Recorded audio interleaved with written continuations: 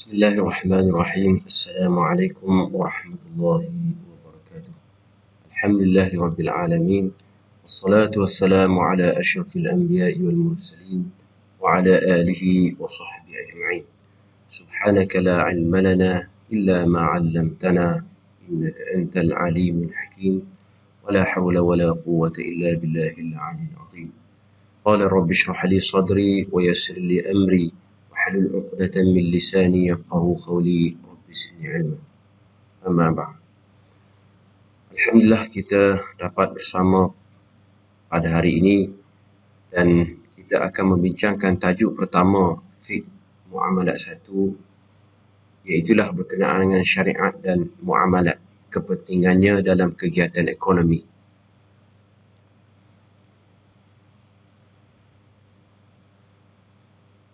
Syariat dan muamalat, kepentingannya dalam kegiatan ekonomi. Pertamanya kita akan melihat kepada maksud syariat itu. Apakah yang dimaksudkan dengan syariat? Syariat ialah satu kumpulan prinsip-prinsip hukum dan peraturan ciptaan Allah Subhanahu Wa Taala yang diturunkan melalui malaikat Jibril alaihissalam ke atas Nabi Muhammad sallallahu alaihi wasallam, yang dijadikan panduan kepada umat manusia atau umat Islam, sama ada dalam soal akidah, ibadah, akhlak dan lainnya, bagi menjamin kebahagiaan di dunia dan di akhirat. Itu ialah maksud syariat yang berbentuk umum, yang merangkumi segala tindakan manusia, kepercayaan dan akhlak. Sementara muamalat pula bermaksud segala kegiatan hidup manusia yang berkait dengan kegiatan harian dalam semua bidang. Jadi muamalat pula lebih khusus, iaitulah yang merujuk kepada kegiatan manusia yang seharian dalam semua bidang. Maksud dalam semua bidang ini, dalam segala urusan manusia sesama manusia, seperti urusan jual belinya, seperti urusan manusia dengan jirannya, urusan manusia dengan masyarakatnya, urusan manusia dalam kerjaya dan pekerjaannya, urusan manusia dalam mencari rezeki, dan segala urusan harian manusia itu termasuk dalam bidang muamalat. Dan asas kegiatan muamalat mestilah diasaskan kepada akidah, syariah, fiqh dan akhlak. Maksudnya, segala kegiatan yang dilakukan oleh manusia ini hendaklah berpaksikan kepada akidah, syariah, yakni fiqh dan juga akhlak. Oleh sebab itu, maka Islam tidak menganggap bahawa arak itu adalah suatu harta yang bernilai.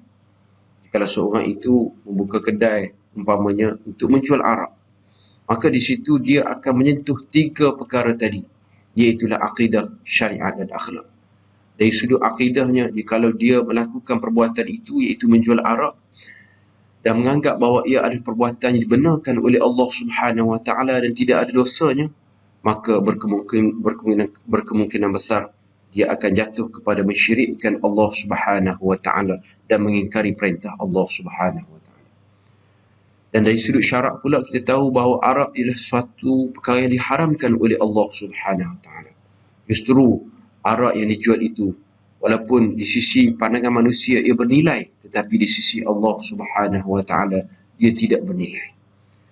Sementara dari sudut akhlak punya, perbuatannya itu, menjual arak itu adalah buruk dan dikeji dari sudut akhlaknya, kerana ia melanggar apa yang diperintahkan oleh Allah Subhanahu Wa Taala.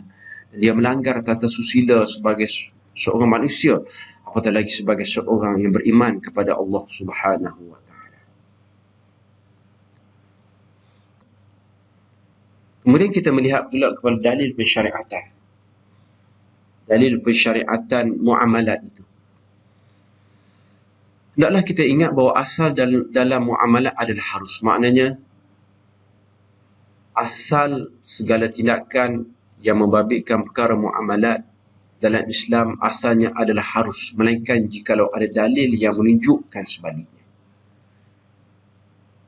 Muamalat ialah bersandarkan kepada dalil, sama ada dalil itu bersifat dalil nasi ataupun dalil ijtihadi. Antara dalil pensyariatan terdapat banyak dalam Al-Quran Karim, antaranya firman Allah Subhanahu Wa Taala, وابتغ فيما آتاك الله الدار الآخرة ولا تنس نصيبك من الدنيا وأحسن كما أحسن الله إليك ولا تبغي الفساد في الأرض إن الله لا يحب المفسدين. Al-Qasas ayat 77. Dalam ayat ini Allah Subhanahu wa taala menyeru kita mencari akhirat, tapi pada masa yang sama kita tidak melupakan nasib kita, habuan kita di atas dunia ini. Jadi ini menunjukkan bahawa Allah Subhanahu wa taala menganjurkan kita supaya bekerja, supaya mencari rezeki, kerana ia adalah nasib yang perlu kita cari di atas dunia ini. Di samping kita mesti mengutamakan akhirat dalam kehidupan kita. Firman Allah Subhanahu wa taala dalam surah Al-Baqarah ayat 282. Ya ayyuhalladzina amanu idza tadayantum bidainin ila ajalin musamman faktubuh.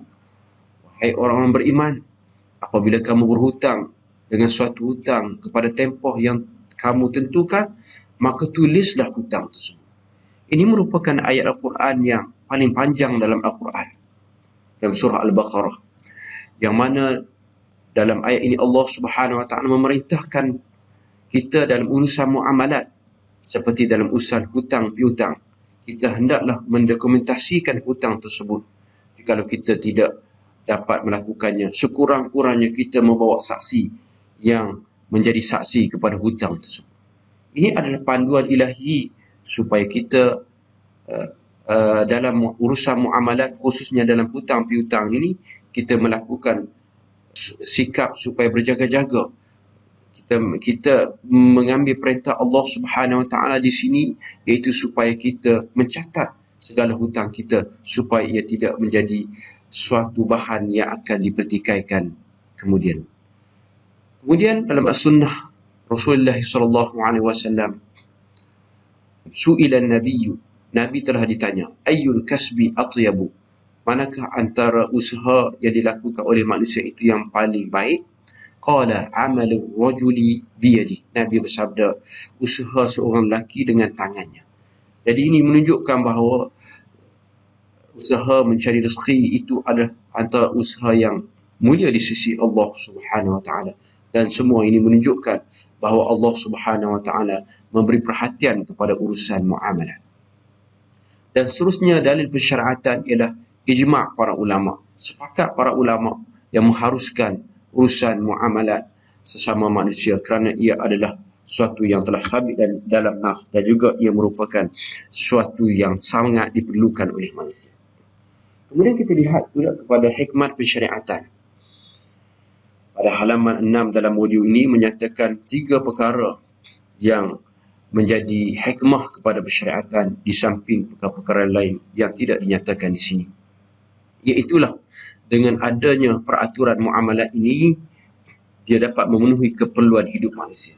Kerana manusia tidak dapat tidak terpaksa berinteraksi, terpaksa berkomunikasi, terpaksa berhubung dengan manusia untuk memenuhi keperluan mereka. Kerana manusia itu madaniyun bitab'i, kerana manusia ini memang sifatnya memerlukan antara satu sama lain. Manusia tidak boleh hidup seorang diri, maka ketika itu manusia memerlukan kepada manusia yang lain, dan Islam telah menetapkan cara mereka berinteraksi, bertransaksi antara mereka itu, iaitulah melalui hukum hakam yang ditetapkan dalam muamalat. Begitu juga dengan adanya hukum hakam muamalat ini, dia menguji kepatuhan kita kepada Allah Subhanahu wa taala, dan dia beri petunjuk kepada kita bagaimanakah hendak melakukan hubungan manusia sama manusia, khususnya dalam transaksi harian mereka. Dan juga dengan adanya urusan muamalat ini, dia dapat menjamin keredaan manusia dalam melakukan hubungan atau transaksi antara mereka. Kerana Islam amat menitik beratkan urusan keredaan. Segala-galanya jikalau dilakukan bukan atas keredaan, maka Islam tidak menganggapnya sah. Maka Islam tidak menganggapnya suatu perkara yang perlu dipatuhi kerana ia tidak berdasarkan kepada keredaan. Keredaan merupakan asas dan tunjang penting dalam urusan muamalat manusia sesama manusia. Definisi fiqh muamalat. Fiqh atau al-fiqhu bermakna al-fahm, iaitu faham dari sudut bahasanya. Istilahnya ia memberi maksud ilmu mengenai hukum hakam. Sementara muamalat pula diambil daripada kata amala yu'amilu muamalatan, yang bermaksud bermuamalah atau berinteraksi antara satu sama lain. Dan dia juga bermaksud transaksi antara seseorang dengan seseorang yang lain. Definisi fiqh muamalat mempunyai dua kategori, iaitu definisi secara umum ataupun definisi secara khusus. Definisi muamalat secara umum bermaksud hukum hakam syarak yang mengatur tindak tanduk atau gelagak manusia di dunia ini, sama ada berkaitan dengan harta atau manusia. Jadi definisi yang pertama ini menjurus kepada skop yang umum. Dia tidak hanya khusus kepada harta sebagaimana yang kita fahami. Dia merangkumi segala kegiatan kehidupan manusia di atas muka bumi ini, sama ada berkaitan dengan muamalat maliyah atau harta, berkaitan dengan perkahwinan, berkaitan dengan jinayah dan seumpamanya. Sementara kategori yang kedua iaitu definisi fiqh muamalat secara khusus. Ia ditarifkan sebagai satu ilmu yang mengatur pertukaran harta dan manfaat sesama manusia dengan perantaraan akad-akad dan tanggungjawab. Jadi tarifan yang kedua ini khusus yang berkaitan dengan harta dan berkaitan dengan harta, hubungan manusia dengan manusia yang berasaskan kepada harta dan manfaat sama yang dilakukan melalui perantaraan akad-akad dan juga tanggungjawab yang terhasil daripada suatu akad tersebut. Asas kefahaman. Apakah asas kefahaman kepada fiqh muamalat ini? Dalam fiqh muamalat kita perlu fahami perbezaan antara nas qat'i atau fiqh ijtihadi, usul atau furu', keperluan dan aulawiyat, keperluan istinbat hukum, maslahah dan ruh perundangan. Mari kita lihat satu persatu. Nas qat'i lawan ijtihadi atau zanni. Panduan asas yang terdapat dalam muamalat adalah merujuk kepada nas-nas yang bersifat qat'i, iaitu nas yang tidak boleh disangkalkan tentang keabsahannya datang daripada Allah atau Rasul SAW, dan nas tersebut tidak boleh diandaikan dengan makna-makna yang pelbagai yang boleh ditakwil.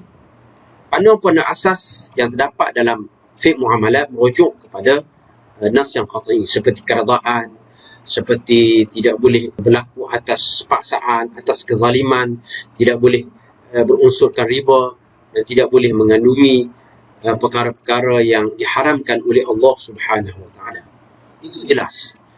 Ada pula hukum hakam dalam fiqh muamalat ini yang berasaskan kepada nas-nas yang berbentuk ijtihad, yang boleh diteroka dan diijtihad. Umpamanya dalam contoh ini isu qabat hukmi, iaitulah dalam menentukan majlis akad ataupun qabat hukmi yang berlaku itu, bagaimanakah dan adakah ia boleh berubah berdasarkan kepada perkembangan semasa.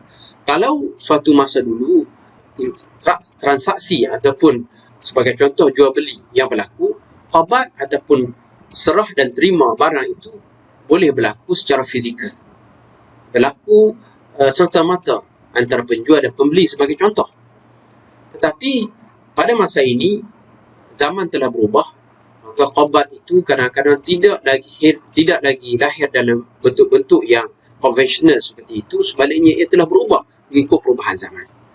Sebagai contohnya qabat dalam isu jualan mata wang ataupun perniagaan mata wang atau urusan niaga mata wang. Sebagaimana kita ketahui, urusan niaga mata wang ia tertakluk kepada urusan yang berbentuk ribawi, kerana item wang itu, athamaniyah itu adalah tertakluk kepada hukum ribawi. Oleh kerana itu, maka antara perkara yang penting dalam pertukaran barang ribawi ialah ia mestilah berlaku on spot, itulah yadan biyadin ataupun serah terima berlaku segera, tidak boleh ditangguhkan. Persoalannya dalam urus niaga mata wang yang berlaku di dunia pada hari ini sudah menjadi uruf dan kebiasaan bagi mereka yang mereka telah kenali sejak zaman dahulu, zaman diperkenalkan telefon dulu sehingga ke hari ini masih tidak berubah lagi, iaitulah transaksi yang berlaku itu agak delay ataupun agak lewat berlaku dan kebiasaannya dia berlaku tidak on spot. Oleh kerana itu, para ulama pada zaman ini telah mencari penyelesaian pada perkara itu, dan mereka telah menyimpulkan bahawa pertukaran ataupun urusan niaga mata wang yang melibatkan platform secara online boleh dilakukan secara T+2, iaitulah serah terima itu boleh berlaku sehari selepas berlakunya akad tersebut. Dan ini merupakan uruf yang telah diterima dan dia telah menjadi meluas dan sudah menjadi uruf yang umum bagi transaksi mata wang. Maka para ulama telah menerima mestilah serah terima itu tidak melebihi daripada hari yang kedua selepas berlaku transaksi tersebut. Itu sebagai contoh. Kemudian yang kedua pula, asas kefahaman dalam fiqh muamalat ialah usul dan furu'. Usul ialah perkara yang dinyatakan oleh nas yang qat'i, sementara furu' boleh diteroka dan diijtihad. Hal ini adalah lebih kurang dengan apa yang telah disebutkan sebelum ini, iaitulah apabila perbincangan yang hendak dilakukan dalam bidang fiqh muamalat ini hendaklah mengenal pasti apakah usul dan apakah furu'. Kalaulah ia berbentuk usul, suatu perkara yang tidak boleh diubah lagi. Sebaliknya, kalau ia berbentuk furu', maka pada masa itu para ulama mempunyai ruang yang luas untuk mereka berijtihad. Mereka memilih pandangan ulama-ulama sebelum ini, mentakhrijkan hukum daripada ulama-ulama yang sebelum dengan lebih lapang berbanding dengan perkara-perkara yang berasaskan kepada perkara usul. Seterusnya, keperluan atau aulawiyat. Selain daripada memastikan suatu perkara itu usul dan furu', nas qat'i ataupun ijtihadi, maka para ulama dalam menentukan hukum juga hendaklah melihat kepada pertimbangan keadaan yang melatari suatu isu tersebut. Maka pada masa itu mereka hendaklah menjadikan maqasidus syariah ataupun menjadikan aulawiyat, keutamaan di antara perkara-perkara yang hendak dinyatakan hukum atau ditentukan hukum tersebut, hendaklah memelihara agama, nyawa, akal, keturunan dan harta. Dan juga hendaklah melihat hierarki antara daruriyah, hajiah dan tahsiniyah. Dan kita tahu bahawa suatu perkara yang berkaitan dengan daruriyah, maka ketika itu banyak perkara yang terpaksa dikorbankan kerana suatu perkara itu melibatkan perkara-perkara yang daruriyah. Ad-darurat tubihul mahdurat, iaitu kaedah yang menyatakan perkara-perkara yang darurah itu menghalalkan perkara-perkara yang haram. Kerana apa? Kerana darurah yang tidak dapat dielakkan. Jadi perkara-perkara ini perlu juga diambil kira dalam penentuan hukum fiqh muamalat.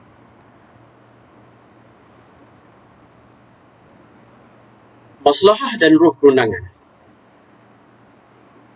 Dalam menentukan hukum fiqh muamalat ini, hendaklah seseorang itu melihat sudut maslahah dan ruh perundangan Islam itu, supaya tidak lari daripada memberi kemaslahatan kepada semua pihak yang terlibat.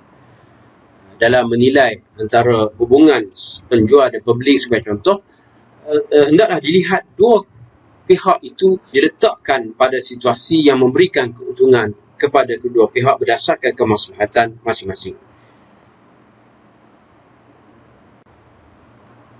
Skop muamalat.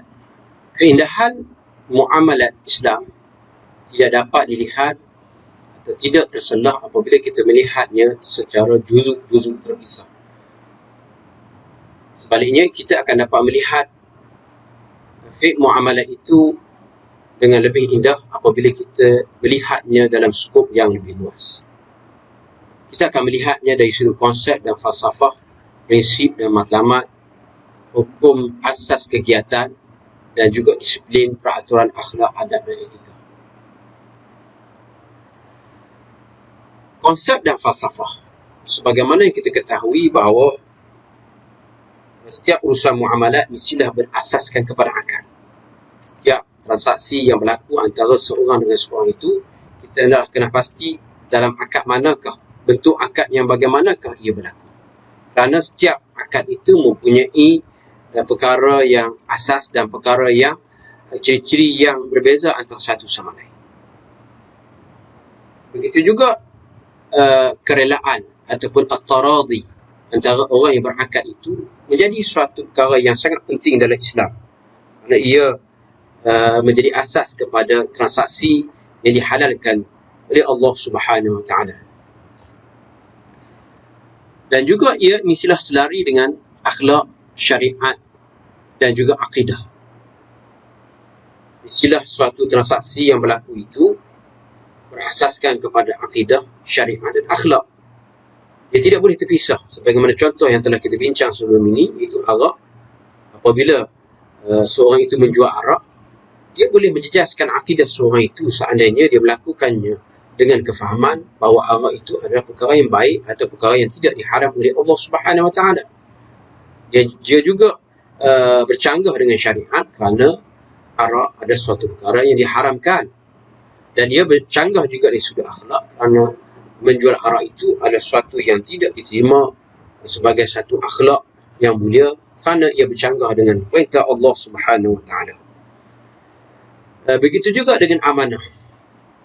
Jadi dalam setiap transaksi yang berlaku itu hendaklah berpaksikan kepada amanah.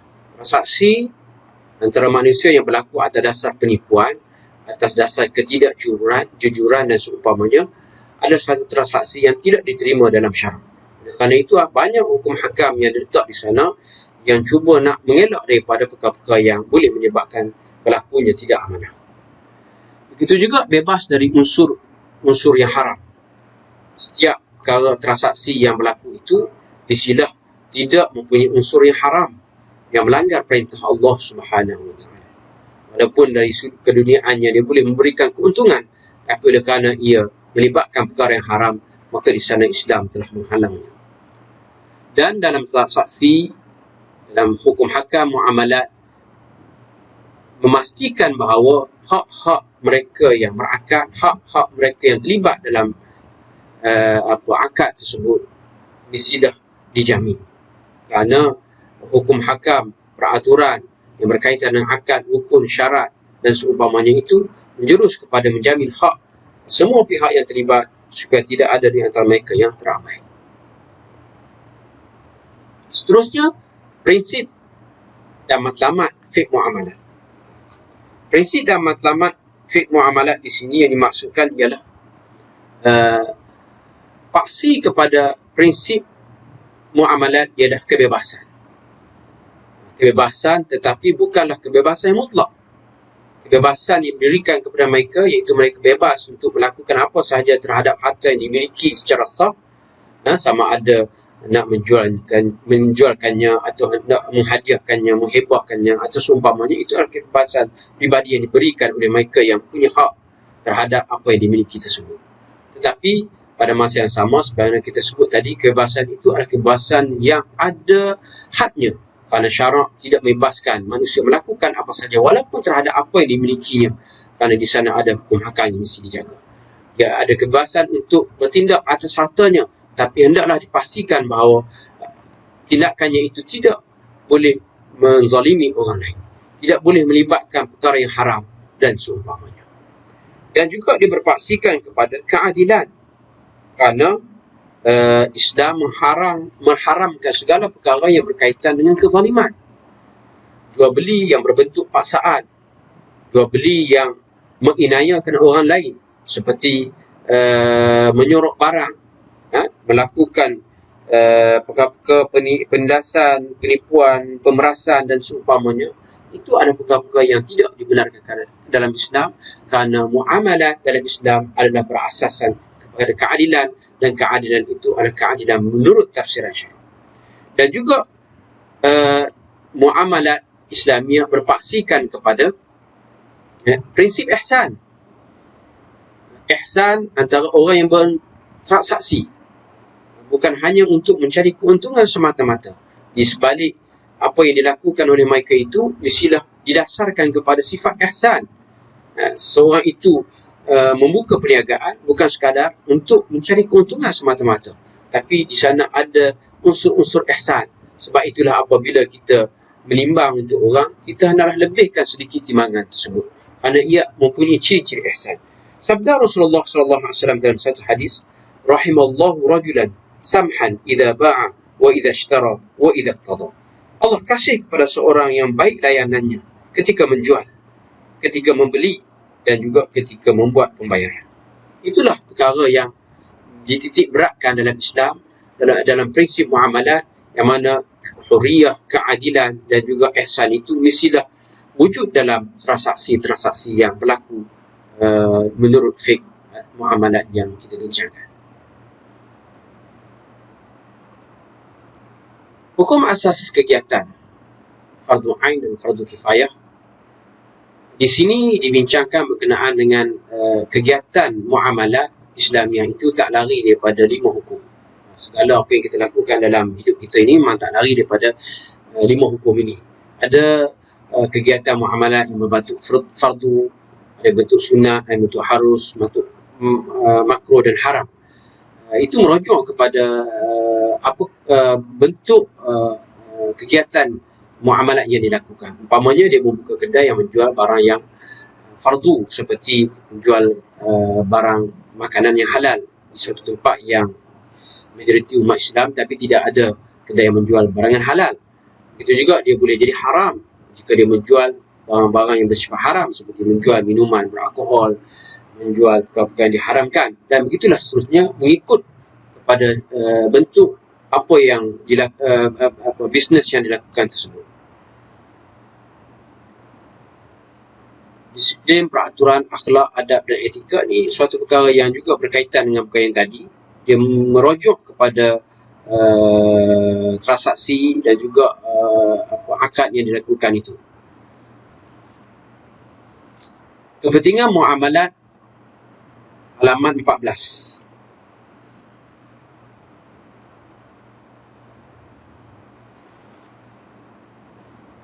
Yang pertamanya, asas sistem ekonomi dan panduan sistem kewangan. Kita tahu bahawa hukum hakam muamalat menjadi pokok asas kepada sistem ekonomi Islam. Teori hak dan harta dan pemilikan merupakan pokok persoalan yang dibincang begitu teliti. Begitu juga teori akad dapat difahami dengan jelas melalui rukun dan syarat-syaratnya. Selain dua perkara di atas, komponen atau produk yang sedia wujud dalam transaksi jual beli perniagaan,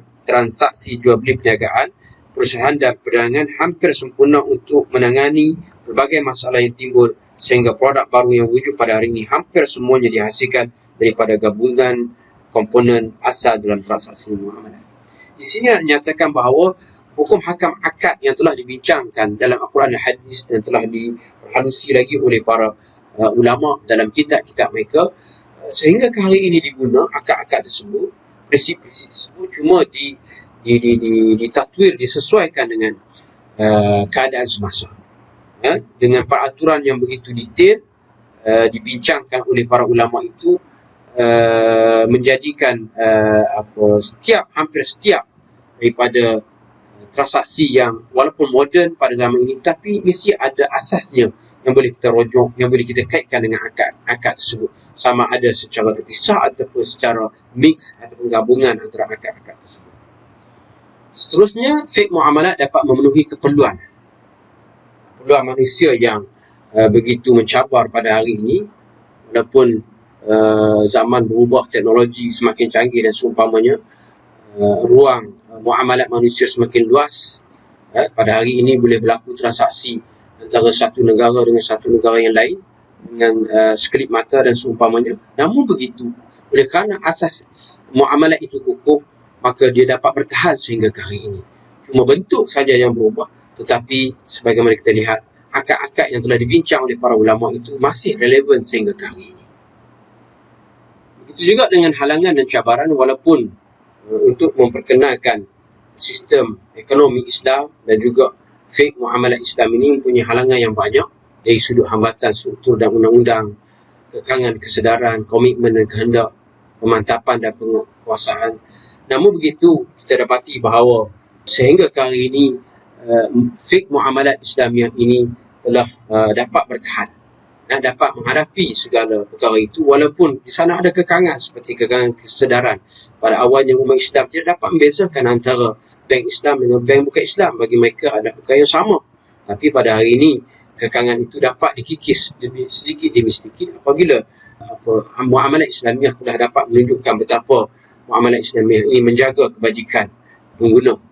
Begitu juga komitmen dan kehendak adalah suatu perkara yang sangat penting untuk memastikan survival ekonomi Islam, ekonomi yang berteraskan kepada Islam dan juga muamalat Islamiah ini kekal, maka perlu kepada pengorbanan untuk menghadapi perkara-perkara yang dinyatakan tersebut. Begitu juga prospek sistem muamalat Islam ini, oleh kerana ia berteraskan kepada Al-Quran dan Sunnah yang sesuai pada setiap masa, zaman dan ketika, maka kita dapati bahawa sistem ekonomi Islam, sistem muamalat Islamiah ini telah dapat bertahan menghadapi pelbagai cabaran dan juga menjadi rujukan oleh mereka yang terlibat secara langsung dalam kegiatan ekonomi, kegiatan bisnes dan seumpamanya. Dan telah sehingga ke hari ini kita lihat bagaimana kewangan Islam telah mendapat tempat dalam negara Islam, khususnya di Malaysia dan juga negara-negara yang bukan Islam sekalipun, yang mana mereka telah memandang kepada prospek yang ada dalam muamalat Islamiah yang telah diperkenalkan oleh para ulama sekian lama.